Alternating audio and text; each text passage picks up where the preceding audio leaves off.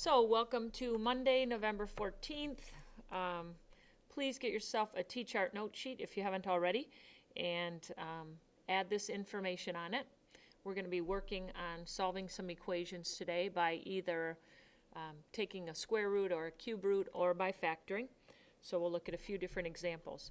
In this one, because we only have one variable to a power, we're going to start by moving the number on the opposite side. So we're going to subtract 1,000.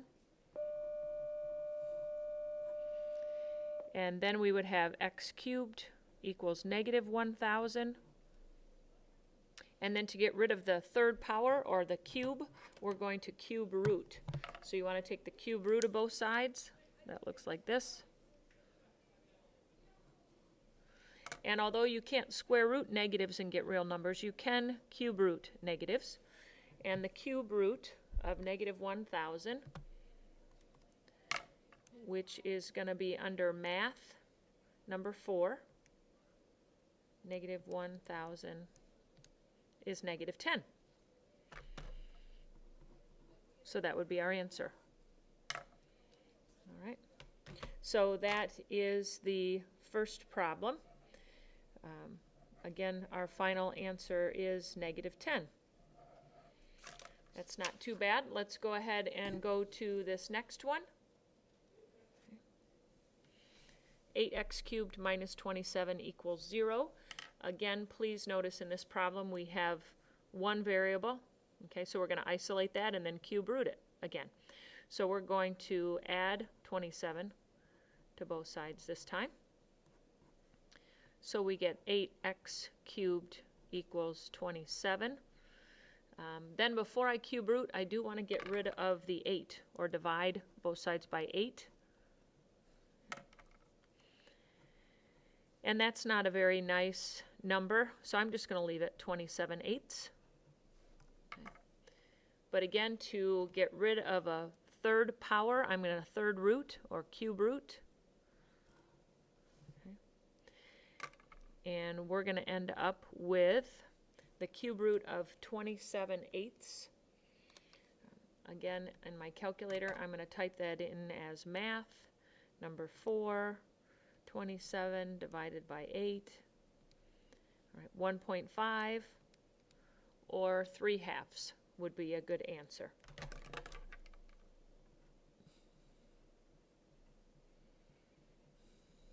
Okay. Again, not too bad. Let's go to this one. Now in this one, you're going to notice a difference is that I don't just have n squared, I have n squared and n. So if we have two variables like this, isolating the variable is not going to work. So that's why the book will say solve by taking a root or by factoring. This one we're going to need to solve by factoring. So I want to move everything onto one side so that we have one side equal to 0. So we'd have n squared minus 3n plus 2 equals 0. And you guys remember this from chapter 6 earlier. We're going to factor this into two binomials. They're both going to start with n. And we're looking for two numbers that multiply to give us 2 and add to give us negative 3. Okay. And those two numbers would be negative 2 and negative 1. And then if two things multiply to give you 0, either this one is 0 or this one is 0. And when I solve both of those equations by moving that back over, this one is n equals 2. Add 1 to both sides on that one, and we get n equals 1. Okay? So those are my two solutions for number 3, or the third example. Here's the fourth example. And again, if you compare it to the third one, this had two different variables. This only has one again. So we can get all the numbers on one side, and in this case, square root. So n squared minus 1 equals 99. We're going to go ahead and add 1 to both sides. We get n squared equals 100. to get rid of a squared, we square root. One thing you want to remember about whenever you take a square root or a fourth root or a sixth root, etc., of a positive number, it's going to give you two answers. All right. Your calculator won't give you two answers, so we have to be smarter than our calculator, because when I type in my calculator the square root of 100,